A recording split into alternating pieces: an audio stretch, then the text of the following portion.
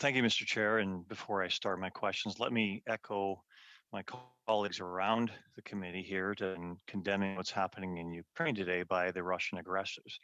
This is a time when democracies around the world are sliding, and we need to make sure we stand fast with our democratic friends in the Ukraine and ensure that we stop this as much as we can. So moving to questions now.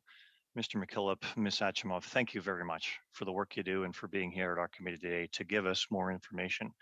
I am going to get a little granular on here with you because you did speak, Mr. McKillop, about over the week that the Emergencies Act was in force, that a number of crowdsourcing organizations reached out to register with FINTRAC.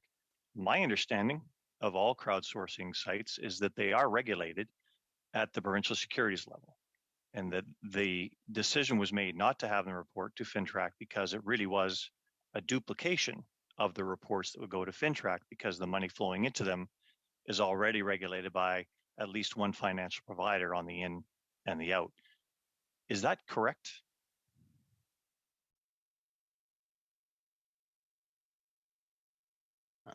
Thank you for the question. I wasn't sure if Donna was going to jump in there on the regulatory side. They are, I believe you're correct, there is some regulation to crowdfunding. I'm not sure, and I'm not an expert on who regulates the crowdfunding platforms.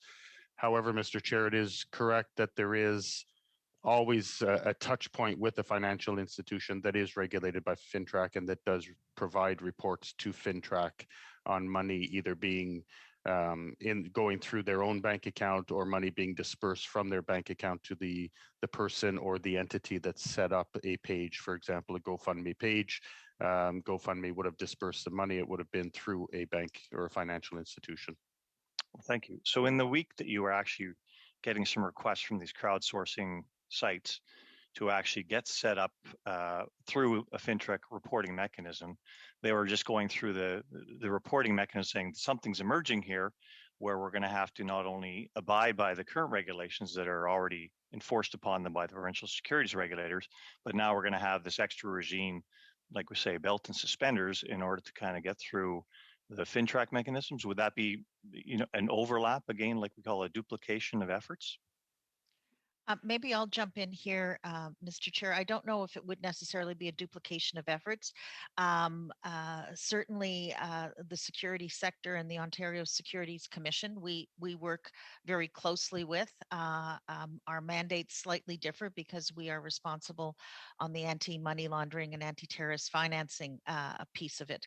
So in our early days, as I mentioned, we fielded numerous queries from both funding platforms as well as payment service providers, trying to understand if they are actually required and if they what their requirements are. We try to make it easy to self-assess, as well as provide guidance from that perspective. Okay, thank you very much. And I'm going to go back to some remarks Mr. McKillop made on here about how the intent of what the government wanted to do in the Emergencies Act by shutting off funding to these organizations that were undertaking illegal activity at the time in Canada, how that had its intended effect by cutting off funds to those organizations. The intended effect, of course, was already being done prior to the Emergencies Act through the GoFundMe cancellation. So was the Emergencies Act required in that respect in order to kind of stop the GoFundMe type of disbursements? Thank you for your question, Mr. Chair. I don't think it's for me to determine or to say or to opine on the need for any legislation. However, GoFundMe did on their own stop the page and decide to reimburse the donors and to not allow it to the fund to continue through their platform.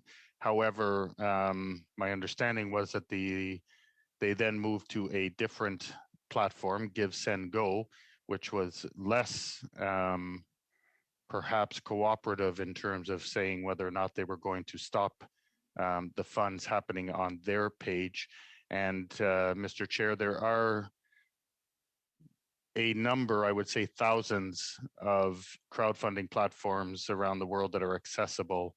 And so I think that in terms of the Emergencies Act and ensuring that any money that was raised through a crowdfunding platform that went through a financial institution to be dispersed to support the illegal blockades were in fact Okay, appropriately Ms. Kilby, I can just stopped. ask one final Thank question you, here. MP McLean. We've gone well over 5 minutes, but thank you.